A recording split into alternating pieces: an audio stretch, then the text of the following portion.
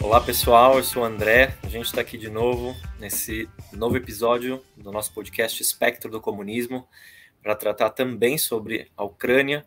Esse vai ser um tema que a gente vai continuar seguindo aqui nos nossos próximos episódios como uma das principais coberturas, né, que o nosso programa vai seguir fazendo, baseado já na live que nós realizamos na última sexta-feira, que eu conversei junto com o Felipe Alcoy, nosso companheiro do Revolução Permanente lá na França, sobre as principais questões, né, geopolíticas, econômicas e da luta de classes que estão envolvidas nesse conflito. Hoje eu estou aqui com a Simone Shibashi, minha parceira de podcast internacional. Tudo bem, Si?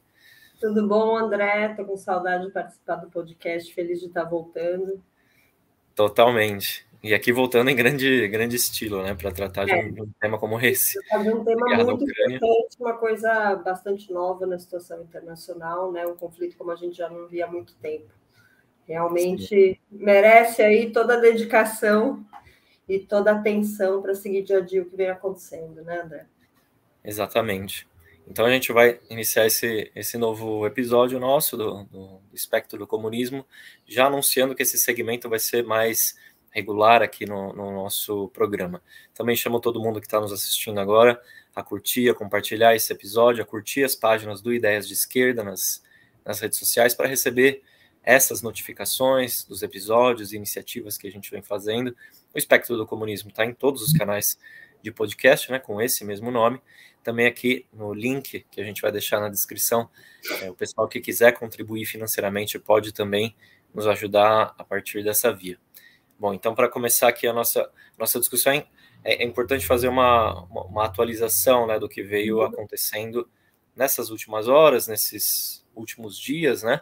O que mais chamou a atenção de toda a imprensa internacional que vem sendo discutido, também especialmente na Europa, pela importância que tem o fato, é que na noite, né, dessa última quinta-feira, já passando para a madrugada da sexta, as tropas russas se apoderaram de nada mais, nada menos que a maior usina nuclear da Europa, que fica no sudeste da Ucrânia, a usina de Zaporozhia, em meio a um incêndio que estava acontecendo nessa planta nuclear, que provavelmente foi provocado por bombardeios, ainda que a gente não possa confirmar essa informação com dados independentes. O incêndio foi apagado, segundo as informações, sem propagação, nenhum reator nuclear ou equipamento essencial da usina foi danificado, os níveis de radiação são normais, essa é uma informação importante, já que todo mundo lembra aqui o que foi a tragédia da explosão em Chernobyl, né, durante a década de 80.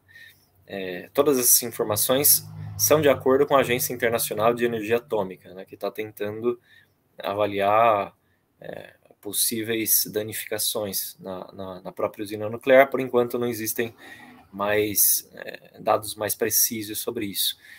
E a captura dessa central nuclear se dá no momento de expansão, né, tanto do conflito militar em si. O Putin já disse que vai continuar com a sua ofensiva na Ucrânia para tentar fazer o governo ucraniano do Volodymyr Zelensky capitular e aceitar os termos de rendição que a Rússia vem impondo. Os principais termos de rendição já estavam naquele comunicado que a Rússia tinha emitido às potências ocidentais, à OTAN, dizendo que a Ucrânia deveria ser um país neutro, ou seja, não ter como perspectiva entrar na União Europeia nem na OTAN, e em perspectiva ver todo aquele avanço da OTAN no leste europeu ser retrocedido. É algo que a gente pode discutir mais à frente.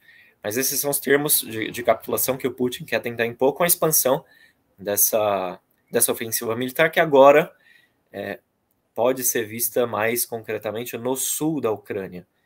Né? Nesses últimos dias, a Rússia veio conquistando algumas cidades importantes na região sul do país, especialmente a cidade portuária de Kherson, que é a maior cidade que Moscou capturou até agora nesse conflito militar, fica bem acima ali da península da Crimeia, onde estão estacionadas as tropas russas, e a partir daí o exército russo vem fazendo esse movimento de expansão tanto a oeste quanto a leste do país, com o objetivo, aparentemente, de tentar travar o acesso do governo ucraniano às águas, tanto do Mar de Azov, quanto especialmente aí do Mar Negro, que são as principais vias de escoamento da produção de matérias-primas da Ucrânia, por exemplo, o trigo, que tem uma importância mundial bastante decisiva no comércio internacional.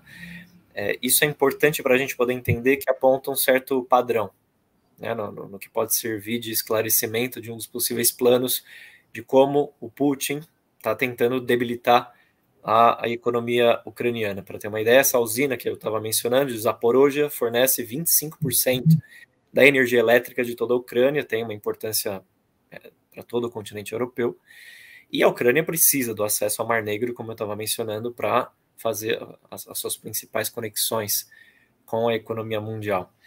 Então, esse objetivo econômico pode ser um dos aspectos que a Rússia vem usando para forçar mais rapidamente a Ucrânia a aceitar não só um cessar-fogo, mas também as condições de rendição, tanto do ponto de vista militar, assegurar para si uma ponte terrestre que vá lá da região do Donbass, de Donetsk e Luhansk, que são as repúblicas separatistas que foram reconhecidas pelo governo russo no dia 22 de fevereiro, desde essa região até a Crimeia, que era essa península que foi absorvida pela Rússia lá em 2014, assegurar essa ponte terrestre, um dos objetivos que aparentemente vem sendo embaralhados pelo governo russo, porque é a região economicamente mais rica da Ucrânia, e também cortar o acesso do governo ucraniano ao Mar Negro.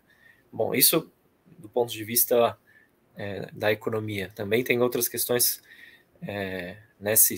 tanto sobre do ponto de vista das negociações entre os dois governos, quanto da crise dos refugiados, né, que a gente poderia também tratar dessa parte. Pois é importante isso que você colocou, André, e isso reforça ainda mais a necessidade da gente ter um segmento, um acompanhamento da situação diário, né? E às vezes até de hora a hora, minuto a minuto, porque os acontecimentos eles estão em pleno decorrer.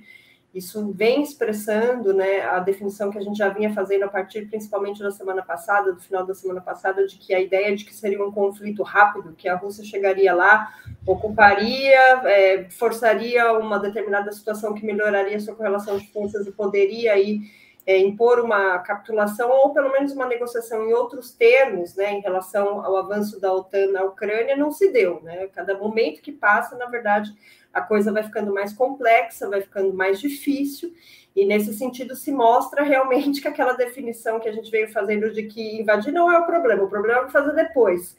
Se mantém e se aprofunda com toda a força. E nesse sentido, eu acho que entra também a questão do ataque da usina nuclear que você estava falando agora há pouco, né? Porque, como você disse, é a maior usina da Europa, né? E a gente vai ter que ver realmente, porque me parecem um pouco desencontradas até nesse momento as informações sobre os impactos disso, mas a gente sabe que a Europa tem a matriz energética nuclear tem uma importância grande por lá, e isso é um fator que a gente vai ter que seguir realmente para poder entender mais a fundo, né, qual é a extensão e qual é a relação disso com a própria tática militar nesse momento, né? Agora, o que sim, já todo mundo sabe, é que nos últimos dias aconteceu uma tentativa que foi absolutamente fracassada, né, de reunião entre o Zelensky e os representantes do governo russo, e que não se chegou a nenhum cessar-fogo, o que mostra que a tendência justamente é de um tensionamento ainda maior e mais padecimentos aí para a população ucraniana, né, e um aprofundamento também das contradições no interior da própria Rússia. E como não poderia deixar de ser quando esse tipo de situação acontece, quando você tem um enfrentamento dessas proporções, quem mais sofre efetivamente, isso a gente já viu na Guerra da Síria, isso a gente já viu em outras situações, são os refugiados, né? É a população composta pelos trabalhadores, são as mulheres, são as crianças, são, enfim, os idosos, toda essa população que é obrigada a sair correndo das suas casas, né, nas piores condições, e no marco dessa onda de refugiados, que já se fala em mais de 1 milhão, tem aí também informações que vão de 600 mil a 1 milhão de refugiados desde que a ofensiva russa começou, o que a gente tem, como não poderia deixar de ser, é uma situação extremamente crítica e muito complicada, muito absurda, que a gente vê os refugiados passando, principalmente os que são imigrantes negros, né? A gente vê ali na Ucrânia todos os imigrantes africanos, imigrantes hindus também, que compõem ali uma comunidade significativa até dentro da Ucrânia, né? Mais os árabes, não recebendo o mesmo acolhimento que a população ucraniana recebe quando foge para os países ali do entorno, né? Com, por exemplo, a Hungria, a Eslováquia, né? E a Polônia, que são os que mais estão recebendo esse contingente, né? O que a gente tem visto até por parte da imprensa burguesa mesmo, são denúncias de racismo, né? São denúncias de que a abertura dessas fronteiras para esses refugiados ela não é igual para todos os refugiados, né? O que, na verdade, assim, mostra aí o duplo elo da opressão que uma guerra traz para o povo trabalhador, né? Nesse momento, na realidade, é um absurdo você ter uma política racista nesse patamar. Então, além de todos os padecimentos que a população ucraniana já vem sofrendo, além da crise econômica, além realmente assim, do medo, né, sobre se as pessoas vão conseguir sair das suas casas, sobreviver a tudo que está acontecendo, ainda você tem mais essa mostra de que a União Europeia não é tão democrática assim, não é essa beleza que muitas vezes ela tenta se colocar como sendo, porque a sua política racista, que é um dos fundamentos, né, dos Estados burgueses imperialistas, se faz sentir aí também nesse momento tão importante, tão delicado para as populações que vivem na Ucrânia, né, André? Sim. Isso sem falar, assim, né, da questão econômica, de todos os padecimentos que a gente vê aí se desenvolvendo no cenário internacional nesse momento por conta desse processo, desde que começou a invasão da Rússia à Ucrânia, que a gente está indo hoje para o 9º dia, né? Enfim, muito mais longo do que se pensou até um tempo atrás, e que já traz aí uma série de consequências, né? Claro, isso que você mencionou sobre a crise dos refugiados é importante porque é mais um capítulo, né, de todo o racismo imperialista europeu, e que não existe só no leste europeu. A gente vai lembrar em 2015, depois de toda a crise migratória que se abriu na Europa, como a política das principais potências, né, inclusive a Alemanha, com a chanceler Angela Merkel, com a França, com esses principais países europeus, também tinha uma política de veto aos imigrantes, aos refugiados que saíam da Ásia, saíam do Oriente Médio, saíam da África em função dos bombardeios. Né? Caçavam os refugiados, fechavam as fronteiras, mandavam para campos de concentração. Campos de concentração nas fronteiras. Essa é a política mais racista e xenófoba do imperialismo europeu, e que segue em curso também nisso que você mencionou.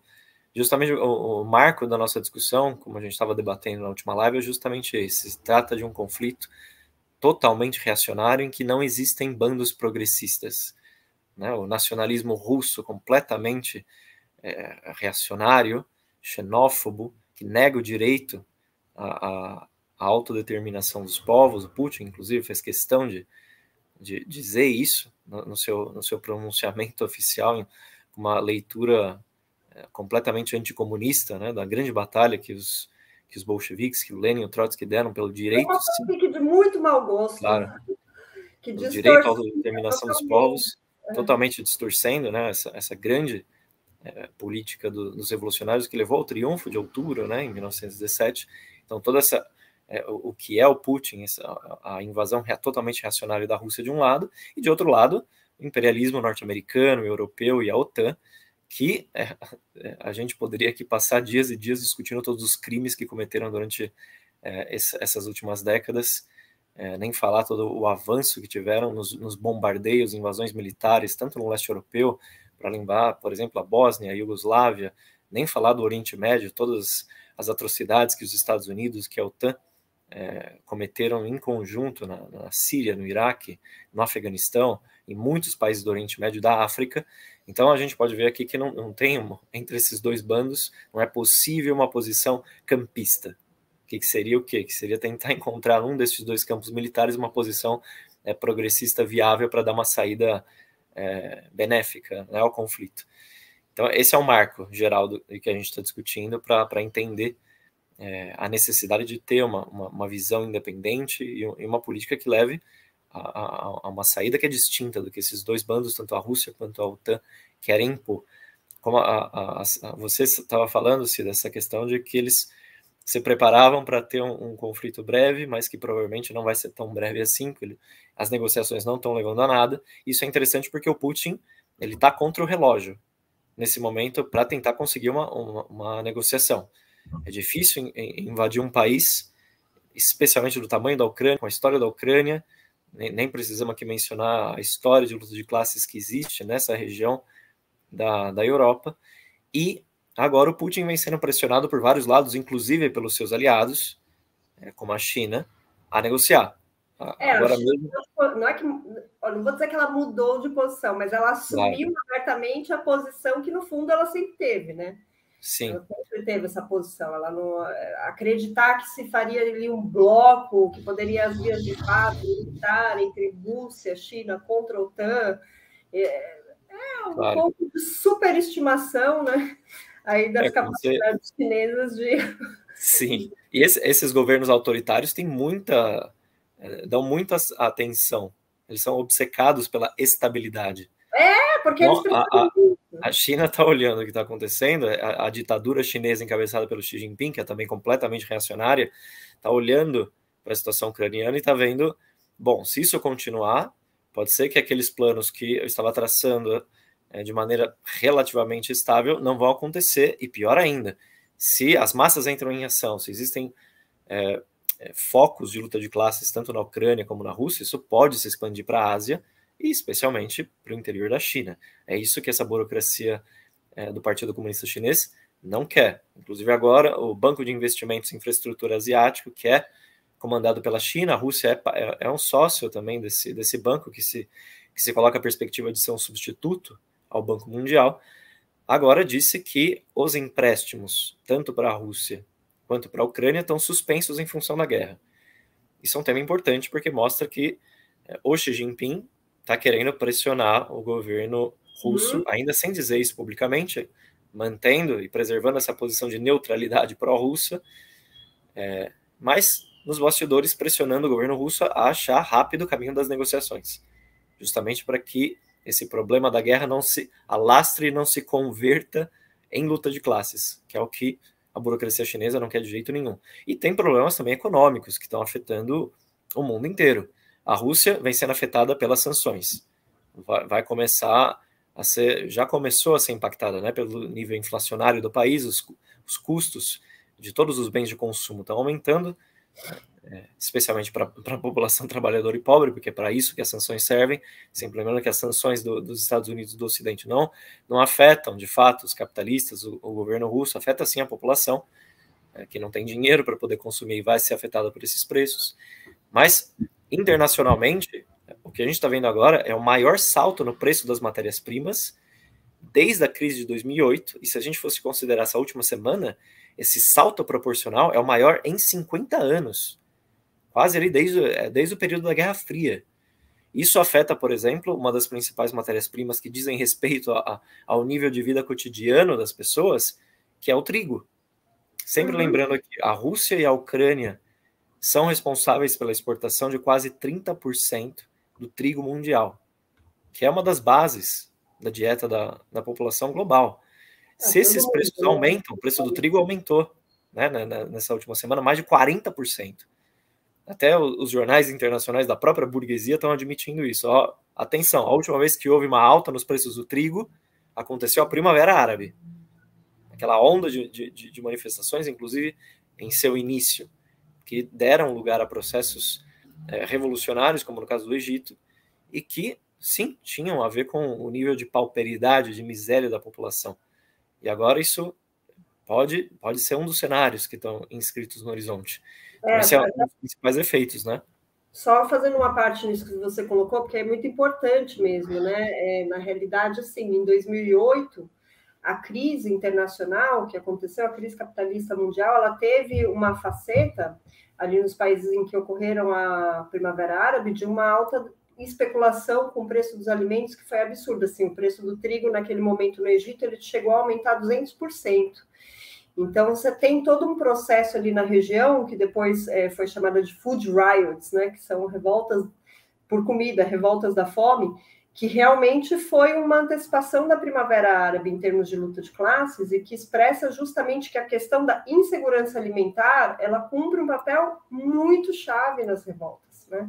Ela pode ser um desencadeador bem importante. E, no caso, esse problema da exportação do trigo, né, somado aí a todos os impactos que a instabilidade traz no cenário internacional, pode levar a uma alta da inflação do preço dos alimentos enorme, né? Aqui no Brasil já é conhecido, acho que até os grandes meios vêm falando nisso, da crise que se colocou aí por conta, enfim, do bloqueio da exportação de fertilizantes, né? A gente, aqui no Brasil, o Bolsonaro tinha ido lá para fazer aquela palhaçada que ele foi fazer lá um pouquinho antes da guerra, né?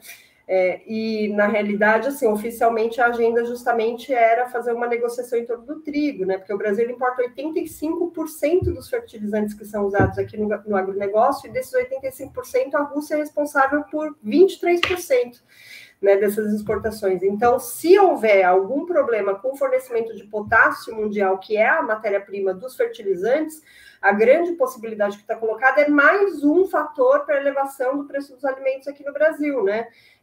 Enfim, para que você tenha uma ideia, o Brasil em 2021 importou 40 milhões de toneladas desses fertilizantes, né?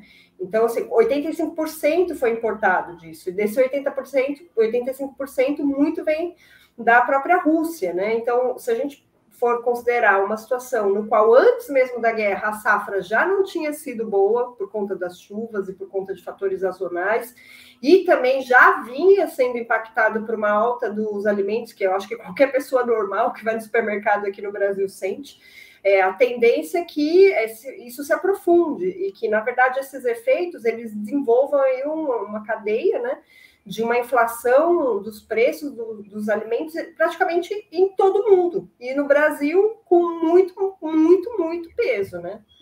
Claro. Para dar um dado disso que você mencionou aqui no Brasil, a dependência da agricultura brasileira frente aos fertilizantes russos é enorme e que poderia, segundo o próprio Boletim Focus do Banco Central aqui do Brasil, levar a uma inflação que chegue a quase 6% esse ano. Ano eleitoral, como a gente sabe, vai ser disputado muito provavelmente entre o Lula e o Bolsonaro no segundo turno, no eventual segundo turno. E para além desses efeitos no Brasil, hoje a gente pode também assinalar os efeitos que isso teria nos Estados Unidos. O Joe Biden está desesperado para tentar conter os preços, o aumento dos preços do petróleo. O barril de petróleo já chegou a mais de $110 essa semana. Isso obviamente afeta a alta dos preços de todos os alimentos básicos da população, e esse é um ano que também nos Estados Unidos o Partido Democrata, agora no governo, vai enfrentar as eleições de meio mandato, e é um ano em que o Trump voltou como figura política principal, né, do Partido Republicano, é o principal candidato a ser lançado nas eleições presidenciais de 2024 pelos republicanos, e já começou a fazer muita política com isso, acusando a queda da economia norte-americana, o baixo desempenho desses resultados econômicos, o aumento da inflação, o aumento dos preços, para poder usar de maneira demagógica, do seu ponto de vista de extrema-direita, essa vantagem comparativa, né, nas eleições. Então tem efeitos para a situação mundial como um todo, né, isso que está acontecendo na Ucrânia, essa invasão russa, toda a política... A questão dos fertilizantes no Brasil é só para dar um dado do que é mais imediato e palpável, claro. Mas se isso se estende no tempo, vão acontecer 1000 outros efeitos que hoje a gente não tem como prever, né? Mas provavelmente mais graves do que os atuais, né? Que a gente está vendo. Provavelmente mais graves. Esse é o mais claro, porque o Brasil é o quarto maior país que importa fertilizante do mundo. Está atrás só da Índia, da China e dos Estados Unidos. Então, assim, é uma coisa que é direta. Mesmo com 5 dias de ocupação, 6...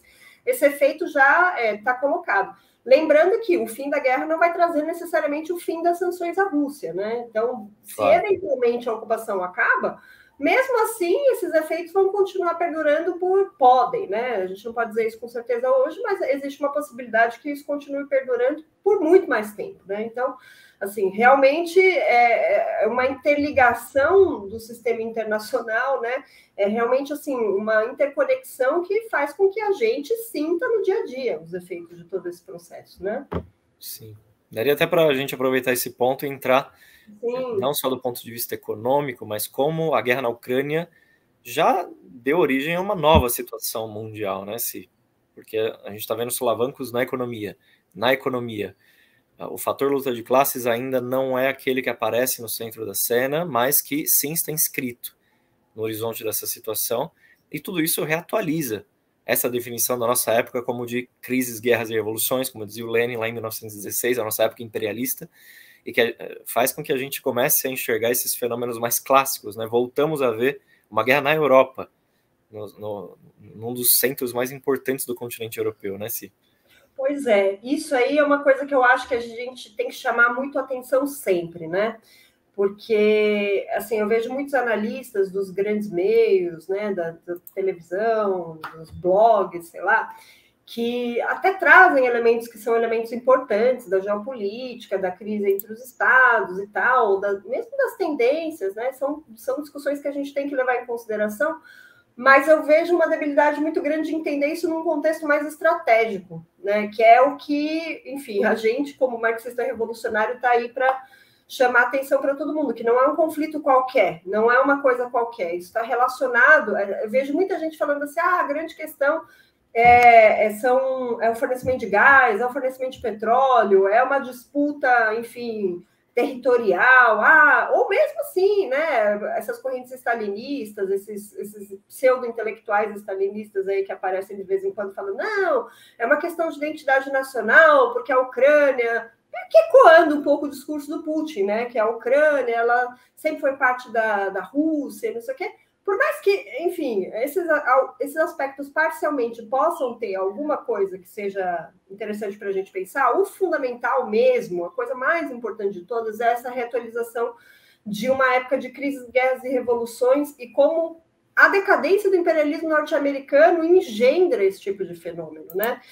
Se a gente for pegar exemplos que são relativamente recentes, de momentos assim de fraturas muito importantes entre as potências e processos de luta de classes que derivam daí, como, por exemplo, foi durante a Guerra do Iraque, né, em 2003, quando a gente viu, enfim, os Estados Unidos rompendo, né, com uma orientação anterior, que era a orientação de fazer as suas iniciativas, ter as suas iniciativas beligerantes por dentro da ONU, passando agora a adotar, né, a agenda naquele momento, a agenda de guerras unilaterais e transformando o Oriente Médio nesse teatro de operações. Muita gente também discutia, é para dominar o petróleo, é por isso, aspectos econômicos que não são incorretos, mas eles são muito superficiais para entender o que está acontecendo, porque, na verdade, o que a gente tem aqui é uma crise de hegemonia. É uma falta de compreensão comum sobre qual é a ordem que tem que ser estabelecida nesse momento, e que isso vem cruzado justamente de uma tentativa que veio se aprofundando em todo o último período por parte da OTAN e dos Estados Unidos, dos imperialismos europeus também, de semicolonizar a Rússia, né? E da Rússia, por sua vez, de buscar ali garantir o seu entorno, garantir a sua área de influência de uma maneira também absolutamente reacionária, né? Não se está ali ninguém defendendo a autodeterminação de nada, né? O que está se defendendo ali justamente são interesses de sobrevivência e de localização no sistema internacional, né? Qual é o papel que cada um vai cumprir? E isso só está sendo... A Rússia só pôde fazer essa movimentação justamente por conta dessa ausência, dessa falta de liderança, dessa falta de hegemonia, no sentido mais pleno da palavra, que vem se aprofundando aí em todo o cenário internacional, né? Já não é uma coisa nova, já foi a parteira da Guerra do Iraque em 2003 e agora é justamente aí o grande foco desse momento que a gente está vivendo. E ligado a isso, a outra grande ausente é justamente a análise dos processos de luta de classes que isso pode desencadear no interior dos países, em primeiro lugar, diretamente envolvidos, né? Rússia e Ucrânia, mas também se estendendo aí por toda a Europa, né? A gente tem que considerar que as sanções na Rússia já estão começando a cobrar seu preço, né? Enfim, a gente está tendo aí uma situação muito importante de desvalorização do rublo. O rublo se desvalorizou em 50% e tem um impacto catastrófico na vida dos trabalhadores, né? Assim, a gente já vê aí também a questão da inflação dos produtos industriais, mas também dos alimentos, né? Um colapso de uma moeda nacional. A saída aí da Rússia, né, de determinados mercados financeiros por conta dessas sanções, isso tudo vai ser repassado para a classe trabalhadora, sem dúvida, que vai sofrer muito imediatamente esses efeitos. E na própria Ucrânia também, né? A grande questão hoje é que a gente vê uma resistência, né? Isso não estava claro no começo da ofensiva. Se começa a se desenvolver uma resistência, começa a se desenvolver também aí um embelezamento ridículo, né, do Zelensky, como se ele fosse um grande herói militar e tal, uma coisa que a gente viu como resultado, né,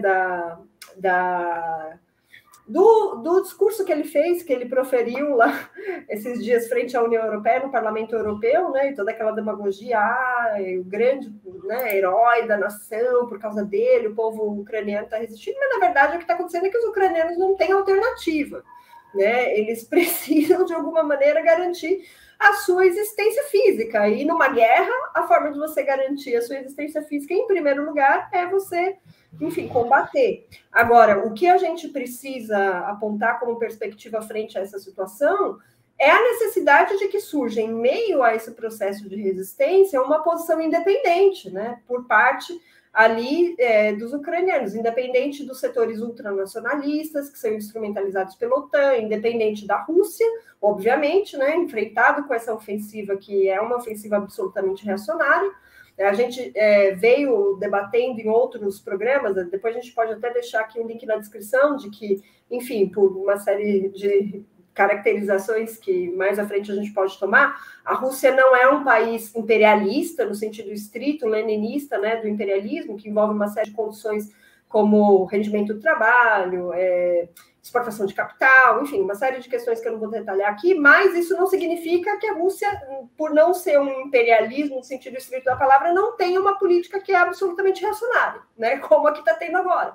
Então, é muito importante que a gente consiga aí deixar claramente assentada uma posição de que a resistência ucraniana ela é legítima, mas é necessário que haja uma resistência que possa ter uma posição independente da União Europeia, independente de todos esses setores que querem instrumentalizar esse processo para interesses que são interesses que não têm nada a ver com os trabalhadores ucranianos, nem com os trabalhadores do mundo, né? Eles querem, na verdade, ali também cercar a Rússia, ser parte do processo de semicolonização da Rússia, que a OTAN veio desferindo, né? Então, isso que é a chave para todo mundo que se coloca como de esquerda, né, como marxista, quando analisa esse processo, né? Vai se gestar aí uma experiência com as limitações e a política submissa aos interesses da União Europeia por parte do Zelensky, né? Entre esses setores que resistem, a gente espera que sim, essa é a forma de que de todo esse conflito se desenvolva uma saída que realmente possa emancipar o povo ucraniano, né? Sim, isso é sempre importante deixar claro. A gente tem isso que você mencionou, inclusive algumas figuras aqui que defendem a ditadura chinesa, a burocracia do Partido Comunista Chinês, adotam essa postura, né, de que o fato da Rússia não ser imperialista seria quase que uma chancela para que ela fizesse qualquer tipo de movimento militar para poder se autodefender. É a velha discussão de que a Rússia está numa posição defensiva agora, porque ela estaria se defendendo o território dos outros, né? Só claro. esse detalhe, se autodefendendo o território dos outros. Como assim? Se para se defender fosse legítimo você avançar sobre um território de outro povo, massacrar essa população, como vem fazendo o nacionalismo reacionário do Putin. Então isso é uma coisa clara, né, que precisa ficar bem marcada. E a outra é que, ao mesmo tempo, quando a gente está aqui, né, criticando duramente as tropas russas e estamos exigindo a saída imediata de todas as forças militares russas do território ucraniano, ao mesmo tempo, a gente precisa deixar claro a nossa independência em relação ao imperialismo ocidental. Claramente não é nenhuma alternativa. Por isso é bem importante essa ideia de que a população ucraniana, nesse justificado repúdio à invasão russa, precisa buscar uma posição independente do governo pró-imperialista do Zelensky e de todas as forças nacionalistas reacionárias que estão subordinadas às potências da OTAN. Ela deve, por exemplo, incluir no seu programa um direito também à autodeterminação para as populações que hoje são do leste, né, da Ucrânia, como em Donetsk, como em Luhansk, sem o qual é impossível superar essa divisão da população que está presa entre direções burguesas rivais que disputam entre si a subordinação ou ao Putin ou aos imperialistas ocidentais.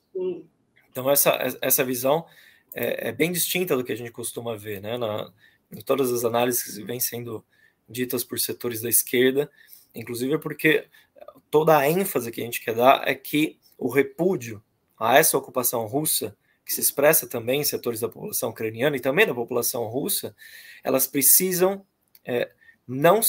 elas não podem servir para promover o militarismo e o rearmamento das potências imperialistas. Na própria Ucrânia, nós chamamos que a resistência à ocupação russa tome um caminho independente aos Estados Unidos, as declarações do Biden, as declarações do Scholz, né, que é o chanceler alemão, do Macron na França, que tem o Zelensky ali como um peão para suas jogadas, e na própria Rússia a gente defenda também uma posição independente em que esse repúdio à política do Putin não sirva para fortalecer a oposição burguesa, que é liderada pelo Navalny, por outros políticos burgueses que de maneira oportunista agora estão se colocando como contra a violação dos direitos soberanos da Ucrânia, sendo que sempre defenderam isso em toda a sua trajetória política. Isso para marcar bem que a verdadeira defesa dessa política do direito ao povo ucraniano de dispor de si mesmo, a autodeterminação, não pode vir nos marcos do capitalismo, não pode vir das mãos da burguesia ucraniana, da burguesia russa, muito menos da burguesia ocidental. Tem que ser conquistado de maneira independente pelos trabalhadores e pela população pobre dessas regiões. Então essa é uma posição bastante marcada, né, para a gente deixar a nossa separação em relação a essas visões campistas que querem achar uma salvação ou em Moscou ou em Washington. Não é aí que a gente vai conseguir encontrar essa visão. E outro ponto muito importante para a gente destacar é esse do rearmamento imperialista. Esse é um grande debate que a gente viu também nessa última semana, com todas a modificação em especial da política alemã. Em primeiro lugar, o imperialismo alemão veio tomando o que o seu próprio chanceler, que vem do Partido Social Democrata Alemão, um giro histórico, né, no sentido do seu armamento. As informações que começaram a surgir em toda a imprensa alemã, em toda a imprensa ocidental, frisaram muito esse ponto, né, que o governo alemão decidiu acrescentar 100 bilhões de euros ao seu orçamento de defesa, ao seu orçamento militar, e começa a rufar os tambores da militarização em todo o leste europeu, agora com o protagonismo da Alemanha, e também agora dizem que vão cumprir a promessa de que pelo menos 2% do PIB alemão vai ser dedicado ao seu rearmamento, à sua contribuição à OTAN.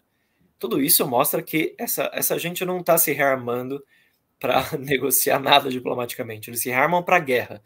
Nem os Estados Unidos, muito menos a Alemanha, muito menos a França, estão se rearmando para poder defender o direito à soberania de outros povos. Não, estão defendendo, como você estava mencionando-se, a sua posição dentro do sistema internacional de estados. Isso implica, tudo isso que nós estamos demonstrando, como uma reatualização dessa época de crises, guerras e revoluções. Vem conflitos adiante, e a esquerda precisa se preparar para isso, né, Si? Não, e dessa vez não é um conflito, assim, porque não é um conflito na periferia do país, é na Europa do Leste. Então, assim, o encadeamento que isso pode trazer para a economia mundial, para, enfim, né, a relação entre os estados e o desencadeamento de luta de classes está colocado. Está colocado porque é o que a gente estava dizendo, mesmo que se chegue a uma definição, mesmo que, sei lá, eu acho que essa hipótese é a mais minoritária hoje, na imediata conjuntura, né? Porque numa situação desse tipo você tem que ir avaliando dia a dia, momento a momento, conjuntura a conjuntura. Mas mesmo que se chegasse a algum tipo de acordo, na realidade, assim, alguém vai sair perdendo muito, né? quem é, a gente ainda não sabe, mas com certeza é a classe trabalhadora e os povos que estão envolvidos diretamente e indiretamente nesse conflito. Então, isso é muito importante para a gente poder pensar que posição ter, né? Saber exatamente como concatenar um programa imediato para a situação que está colocada, que, como você bem afirmou, a gente precisa partir realmente de uma compreensão profunda do que significa a questão da autodeterminação, né? Inclusive passando aí pela garantia o direito da autodeterminação das populações de Donetsk, de Luhansk, porque é necessário que se acabe, que se supere essa divisão, né, que existe hoje entre a população ali da região, né, que termina sendo instrumentalizada em grande parte pelas direções burguesas que estão ali numa disputa de sangue, né, que estão ali, enfim, se enfrentando para decidir a quem vão se subordinar, se é o Putin ou se é os imperialismos europeus, né, e norte-americanos. Então, assim, é preciso que a gente concatene essas questões que são imediatas, que são importantes, né, com, evidentemente, a necessidade de impulsionar esses fenômenos que podem ocorrer de luta de classes e estimular, né, e criar aí gerações também de jovens e de, enfim, intelectuais, de analistas que possam estar despertando agora para a vida política com essa guerra, né, pensando sobre esse fenômeno, entendendo que é necessário não fazer o que parece que é o possível agora, né, inclusive porque como dizer assim, mas é uma ilusão achar que a Ucrânia vai se emancipar, entendeu? Nessas condições, sem romper a lógica do capitalismo, porque assim, é uma tentativa de semicolonização da Rússia, mas a Ucrânia já se encontra nessa situação aí, né, ensanduichada entre o imperialismo e a OTAN e, enfim, os imperialismos europeus e, por outro lado, entre a Rússia. Então, para realmente haver uma libertação nacional, aí, uma posição independente, de fato, é importante que os trabalhadores apontem um caminho em meio a esse processo da luta de classes. E essa é uma questão que muitas vezes escapa, né, à própria esquerda. Você estava me contando antes de algumas posições aí que apareceram de algumas das correntes de esquerda internacionais. Ia ser legal se você pudesse detalhar um pouquinho isso, André, porque realmente assim, são lições estratégicas. Nesse momento, o que importa também é a gente poder avançar na compreensão de como não ceder, né, a essas pressões do possível, né, em meio aí a um conflito militar. Quais seriam assim, essas posições que você acha que são mais interessantes? A gente já vem debatendo muito contra as posições stalinistas, né, que praticamente beijam aí a mão do Putin e falam maravilha, ó, alguns mais envergonhados, outros mais descarados, mas além dessa existem outras, né? Claro, sobre o stalinismo a gente pôde debater, especialmente a posição do PCB aqui no Brasil, que diz que essa ofensiva militar da Rússia tinha como pressuposto a proteção da população de Donetsk e Luhansk. E a gente sabe que, obviamente, não tem nada a ver com isso, tem a ver com a defesa das posições geopolíticas da Rússia no leste europeu e a imposição de maneira militar, agressiva, de todo o nacionalismo russo e que está subordinado a um Estado capitalista, né? Uma Rússia, sim, de fato é. Então essa posição de que a Rússia seria o lado bom da história não tem nada a ver. O Putin, como a gente sabe, encarna todos aqueles setores que impulsionaram e se beneficiaram da restauração capitalista na ex-União Soviética, todos esses setores que se apropriaram da antiga propriedade socializada dos meios de produção para se enriquecer e para se tornarem novos capitalistas, os grandes oligarcas russos, as pessoas algumas das pessoas mais ricas do mundo, que têm investimentos e que têm contas abertas nos principais paraísos fiscais, inclusive em grandes capitais financeiras como Londres, como Frankfurt, são russos. Então nós estamos falando desse tipo de capitalismo, que ainda que não seja economicamente potente, depois da restauração capitalista, a economia russa foi arruinada, como não poderia deixar de ser, mas a Rússia herdou todo o arsenal militar, inclusive nuclear, da ex-União Soviética, e por isso consegue projetar sua influência internacional muito para além do que permitem as suas próprias bases materiais. Uhum. E o Putin é representante desses setores restauracionistas e representante também de uma continuidade da linha internacional de opressão nacional dos povos, que já vinha da autocracia tsarista, né, nos séculos anteriores, e que foi continuada pelo stalinismo. Então, Não à toa o Putin faz essa crítica ao Lenin, ao Trotsky, aos bolcheviques, porque a sua leitura é completamente anticomunista, ao contrário do que vem propagandeando a imprensa internacional, como se isso fosse uma continuidade da Guerra Fria, sendo que a situação é completamente distinta. Bom, de um lado.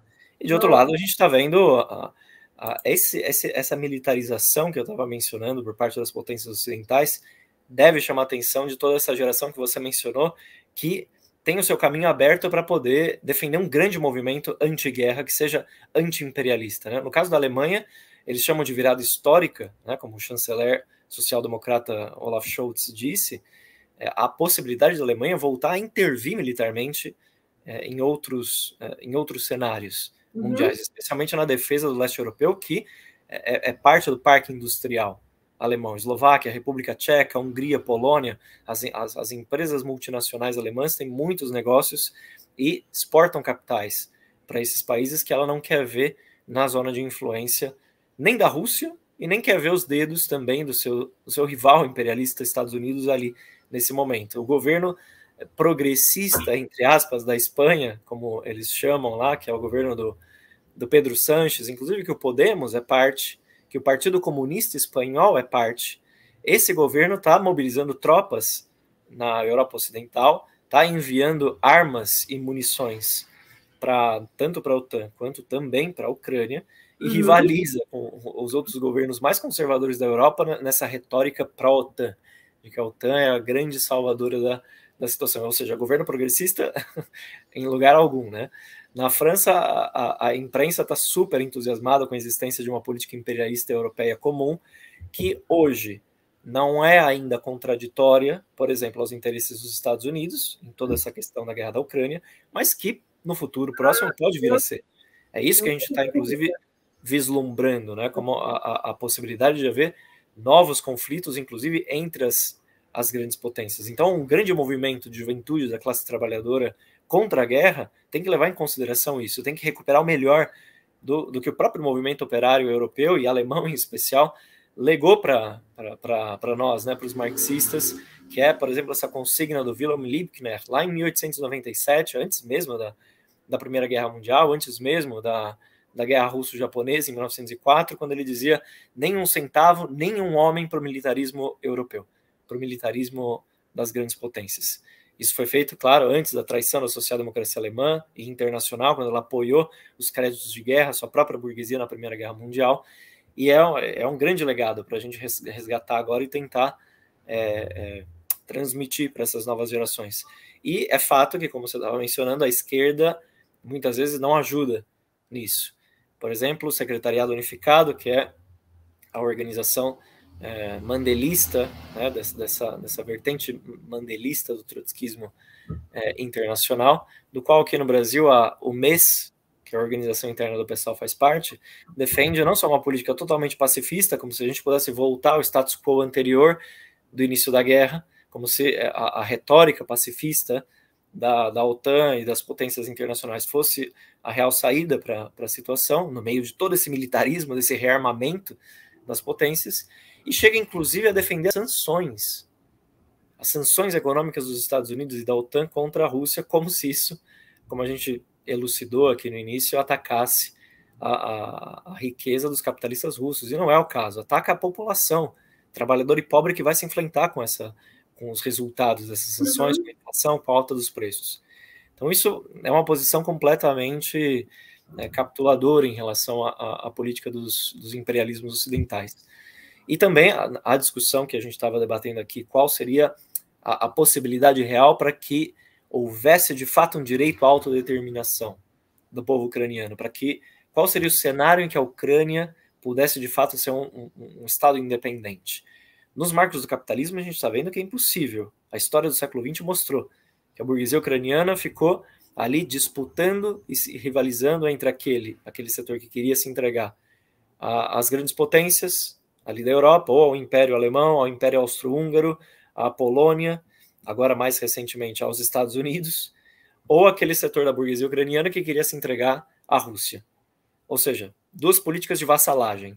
Nenhuma delas poderia levar à independência verdadeira, genuína do país. Nós sabemos que essa independência só poderia vir junto com o direito à autodeterminação do povo ucraniano, numa Ucrânia operária e socialista, né, numa Ucrânia soviética que servisse como base a expansão da Revolução Internacional e que fosse o ponto de apoio para a construção da Federação das Repúblicas Socialistas em toda a Europa. Fora disso, é impossível pensar o problema da independência. E correntes como a LIT, né, do qual faz parte o PSTU aqui no Brasil, além de outras, o próprio MES, também o Resistência, que é parte do PSOL, discutem a questão da autodeterminação, da independência da Ucrânia, sem discutir o caráter do Estado ucraniano, como se fosse possível no interior do capitalismo conseguir essa independência. A gente sabe que não. Isso é uma visão transicional, é muito importante para tentar resolver esses problemas históricos tão enraizados e que são tão complexos no atual sistema de Estados internacional. É necessário enfrentar a guerra, é necessário enfrentar o capitalismo, o imperialismo, sem o qual toda a discussão sobre autodeterminação de países como a Ucrânia, que a gente poderia estender, por exemplo, a inúmeros países da Europa, da Ásia, é uma ficção, de fato, né, sim. Principalmente é uma ficção para um país que está aí atravessado pela guerra, né? Claro.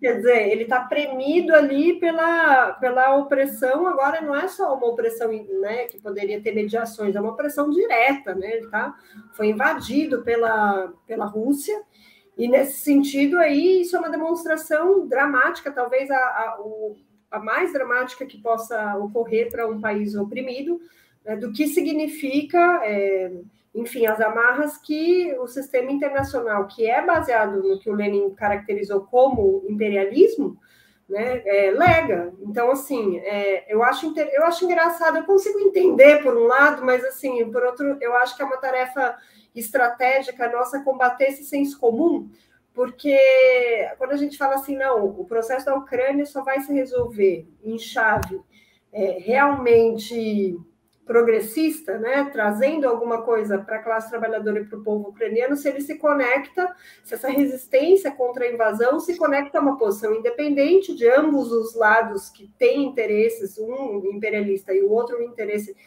absolutamente alheio, qualquer coisa de bom que possa trazer aí para a classe trabalhadora e para o povo, né, que é a Rússia e a OTAN por um lado, se essa posição independente também se volta contra os Zelensky, também se volta contra a burguesia ucraniana, também se volta contra quem, na verdade, lucra e vai negociar hora com outro os seus privilégios aí, né, e vai submeter o seu próprio povo aí a uma série de sofrimentos, né? Então, assim, eu acho que colocar essa perspectiva, muita gente fala assim, mas isso não está colocado, mas isso é difícil, a gente sabe que é difícil, a gente não está colocando isso como uma coisa que vai brotar do nada, a gente não está colocando isso como uma solução mágica, mas a gente não ignora também, depois de 2 séculos, né, de crises, guerras e revoluções, praticamente, que a guerra é um momento extremo que desata sofrimentos importantes, ainda que essa guerra que está acontecendo na Ucrânia seja inicial, mas é como a gente falou, a gente não sabe quais são os efeitos que ela pode trazer, e ela mostra com toda a crueldade que é típica da guerra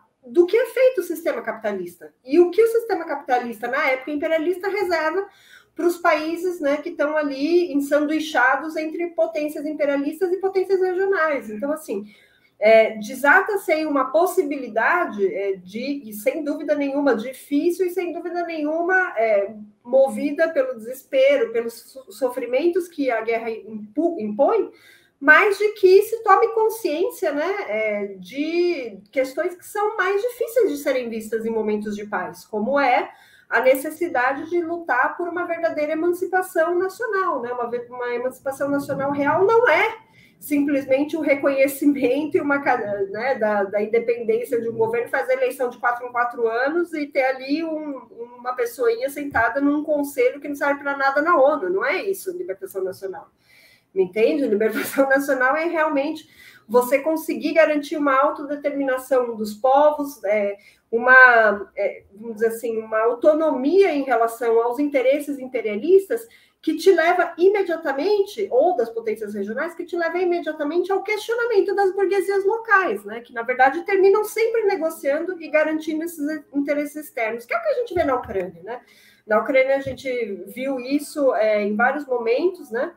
E agora a gente vê novamente. Então, assim, quando a gente diz que essa é a única perspectiva, a gente não está falando que ela é simples, e a gente não está falando que ela é fácil, mas a gente está falando que ela é necessária, entende? Necessária. É como se demonstrou, por exemplo, nas invasões anteriores, né, do imperialismo norte-americano no Oriente Médio. O que a gente dizia ali? Essa resistência precisa combater o imperialismo e precisa combater também, né, as burguesias locais, que por mais empobrecidas e ali sugadas por sanções e uma série de coisas, continuam negociando o sangue do seu próprio povo para poder se manter no seu lugar de burguesia. Então, isso é uma coisa que a gente precisa sempre ter em mente, porque tal como ocorreu no Oriente Médio, ainda com as milhões de diferenças que existem, e são muitas, um povo não tem como se emancipar se não se liga ao destino, né, do fim do capitalismo, se não coloca suas forças para transformar essa resistência em luta de classes também, né? E os problemas vão começar a se acirrar, como que você está colocando. Esse questionamento do capitalismo, ele não é justamente uma visão fácil sobre a resolução dos problemas. É o caminho necessário para poder resolver problemas históricos que, como eu estava dizendo, estão muito enraizados, mas que agora voltam à tona, porque são crises econômicas. A gente viveu esse período da pandemia até agora, a crise climática com o aquecimento global, todas as transformações no nosso meio ambiente, e agora guerras que envolvem inclusive países europeus, luta de classes, rebeliões populares, como nós tínhamos visto em 2009 aqui na América Latina, no Chile, no Equador, também na Colômbia. Tudo isso vai interagindo, né, entre si com os elementos anteriores e vão preparando o terreno para o surgimento de situações, inclusive pré-revolucionárias ou até revolucionárias em muitos países. É para isso que a gente precisa também se preparar e para não ter a ilusão de que guerras como o que estão acontecendo na Ucrânia vão se resolver entre conversas interestatais de países capitalistas. Eles não estão aí para resolver esse tipo de problema. São para acirrar esse problema, que é uma característica da nossa época. E frente a esses bandos reacionários, justamente nós não podemos defender um ou outro, e sim uma política de independência de classe, aproveitando toda a herança que a gente tem, inclusive da nossa tradição. Não só no século XX, como a gente já discutiu amplamente na última live que nós fizemos, mas também com os fundadores do socialismo científico, com Marx e Engels, lá na Guerra da Crimeia, 1853, os dois se colocaram contra todos os bandos reacionários que estavam lutando naquele momento.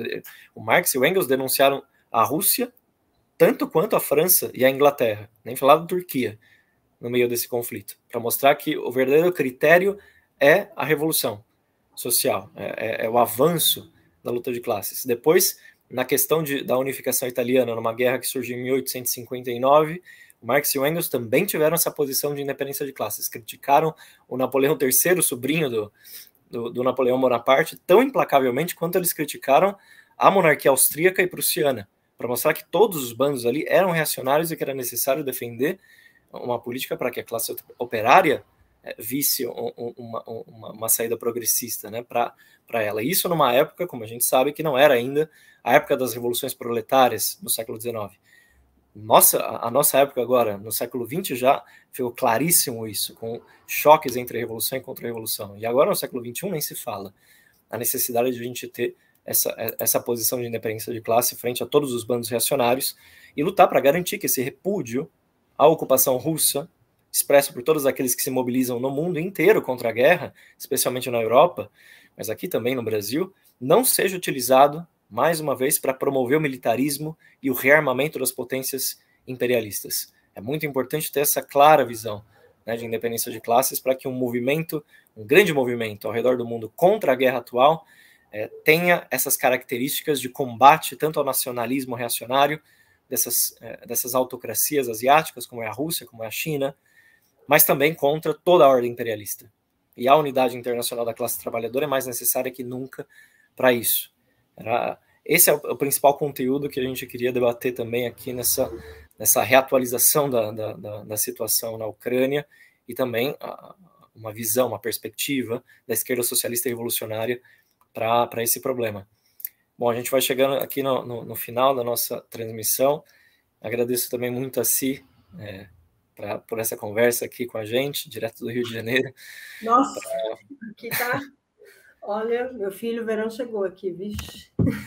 Claro, aproveitando essa situação para dar essa atualização nossa aqui da Ucrânia. A gente vai continuar fazendo novos episódios do espectro do comunismo para tratar desse tema que, como a gente discutiu hoje, faz parte do central da alteração da situação mundial nesse momento. Então, agradeço mais uma vez a Simone, todo o pessoal que nos assistiu. Peço para curtir, compartilhar o nosso episódio e seguir acompanhando as nossas publicações do espectro do comunismo. Valeu, pessoal. Até a próxima. Tchau, tchau, gente. Obrigada, André. Obrigada a todo mundo. Valeu.